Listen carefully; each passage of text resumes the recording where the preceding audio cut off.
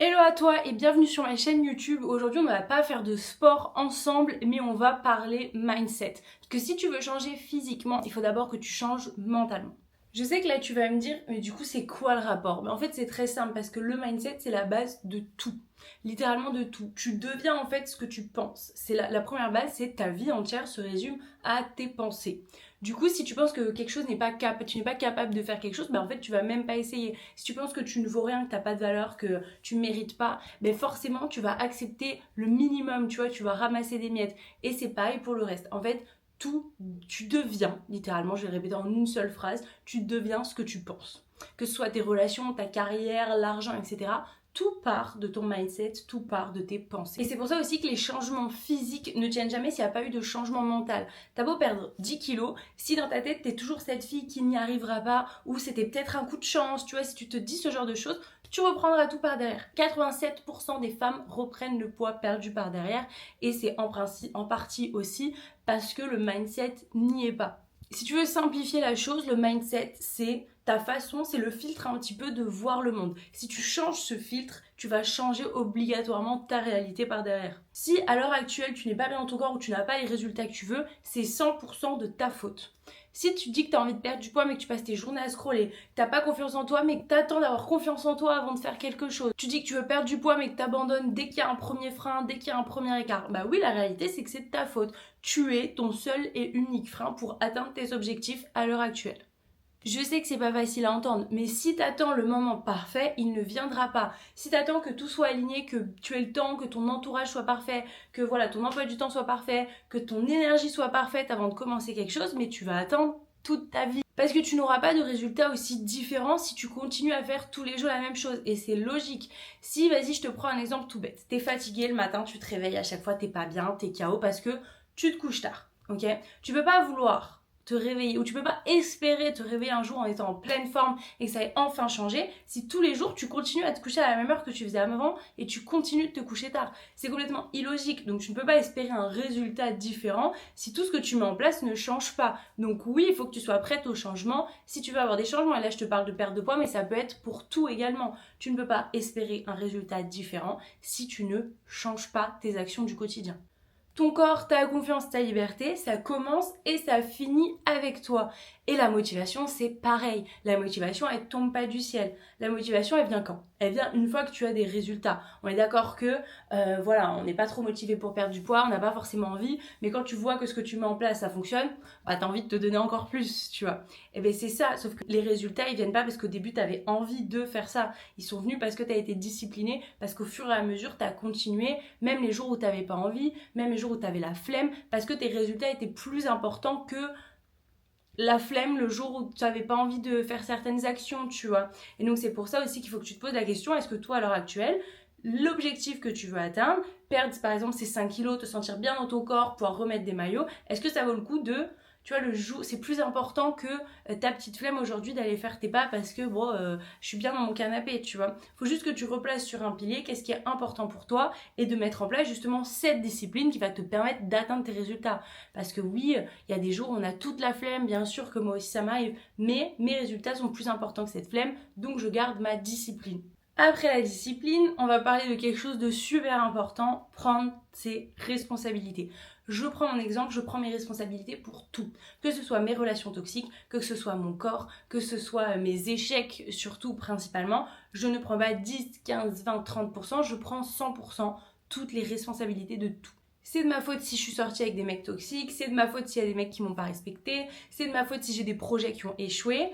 Donc oui, c'est un petit peu extrémiste sur certains cas, je peux l'entendre, mais le fait que je prenne 100% la responsabilité de tout et pourquoi tu devrais commencer à prendre 100% la responsabilité de tout, ça veut dire que tu es la seule et unique personne à pouvoir décider de comment les choses se passent. Ça veut dire que oui, si tout se passe mal, c'est 100% et uniquement ma faute, mais ça veut dire aussi que j'ai la main pour faire en sorte que tout se passe bien. Je suis la seule et unique décisionnaire pour tout. Et c'est pareil dans une perte de poids. Le problème, c'est pas ton environnement, c'est pas ta famille, c'est juste que t'as pas envie de mettre les choses en place ou alors que tu te trouves des excuses. À partir du jour où vraiment tu auras envie de changer les choses, tu n'auras plus aucune excuse, tu mettras les choses en place. T'es chez ta famille et tu peux pas forcément gérer ce que tu manges, il y a plein d'autres choses que tu peux gérer. Tu peux gérer les quantités, tu peux généralement gérer quand même les petits déjeuners ou les goûters, tu peux gérer ta dépense énergétique. Il y a toujours des choses que tu peux gérer. Arrête de te focaliser sur ce que tu ne peux pas gérer.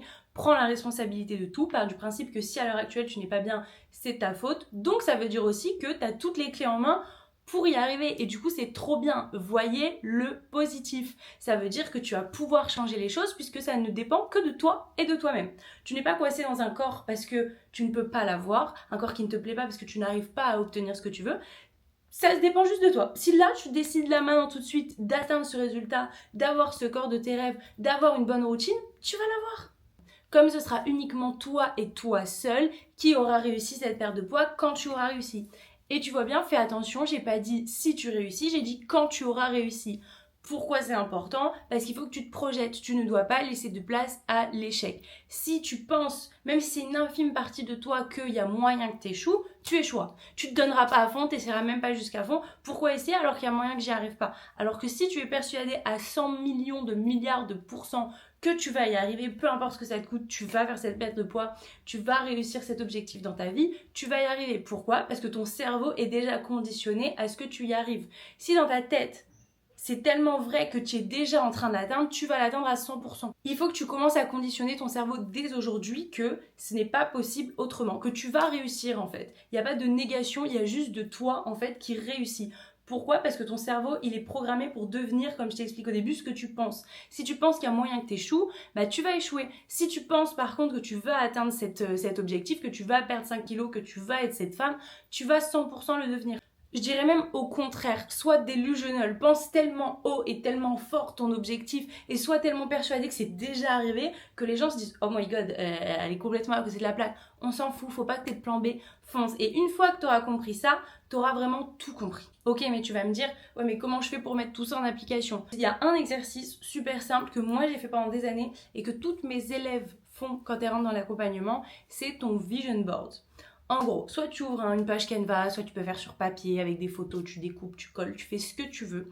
Mais il faut que tu fasses une page avec des images, ça peut être des mots, ça peut être des phrases qui t'inspirent, qui te parlent de la toi future.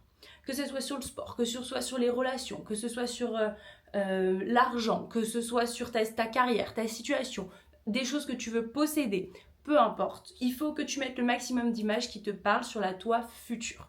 Ok, il faut que absolument que ce soit visuel, d'où le mot vision board. Il faut que tu puisses visualiser pour pouvoir te projeter au maximum. Pour penser que ça, ce que tu vois après, c'est la future toi, c'est toi en fait. Il faut que tu mettes au maximum la femme que tu seras et non la femme que tu veux être parce que oui, tu vas devenir cette femme, donc c'est la femme que tu seras. Pareil, on ne laisse pas de place au doute. Ensuite, si tu veux pousser l'exercice encore plus loin, moi ce que je faisais, c'est que j'écrivais littéralement des phrases au présent. Écrivez au présent comme si tout ce que je voulais m'était déjà arrivé. N'écris pas j'aimerais perdre 5 kilos ou quand j'aurais perdu 5 kilos. Écris, là tu décris j'ai perdu 5 kilos, je me sens bien dans mon corps, je mets ce petit short, là je vais aller à la plage et tu décris vraiment, ça peut être soit tu écris une scène de ton quotidien, soit tu écris phrase après phrase et il faut que ce soit des affirmations, donc je répète au présent, pas de négation, donc que des affirmations au présent et tu décris la toi future. Au plus tu le répètes, au plus tu le lis. Je sais, ça fait bizarre au début parce que tu es en train d'écrire une meuf que t'es pas pour l'instant et tu es là à voix haute dans ta chambre. Ça fait un peu bizarre, mais c'est un super exercice parce que tu vas tellement conditionner ton cerveau à ce que ce soit déjà passé que quand ça va arriver, ce sera limite normal. Tu vois, ton cerveau, il sera déjà habitué et ça sera déjà la nouvelle toi. Pareil, tu peux écrire des petites choses que la toi du futur fait et commencer à les appliquer dans ta vie réelle. Par exemple, un truc tout bête, moi j'avais écrit que la femme de mes rêves, du coup, que je suis en train de devenir, charismatique, qui a confiance en elle, qui fait du sport, qui réussit, etc. Elle faisait toujours ses ongles. Et du coup, depuis, je vais toujours faire mes ongles, comme vous pouvez voir. Et c'est quelque chose que j'ai mis en place parce que c'était simple à mettre en place et ça me rapprochait de cette femme-là. Alors qu'avant, je ne les faisais pas du tout. Mais en fait, c'est des petites actions qui ont fait que je suis de plus en plus devenue la fille de mon vision board. Ma façon de m'habiller, ma façon de m'exprimer, ma façon de me tenir.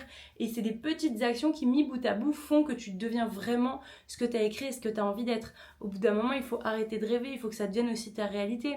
Pourquoi juste le rêver alors que tu peux l'obtenir ? Pourquoi juste rêver de cette meuf que tu aimerais être alors que tu peux l'incarner ?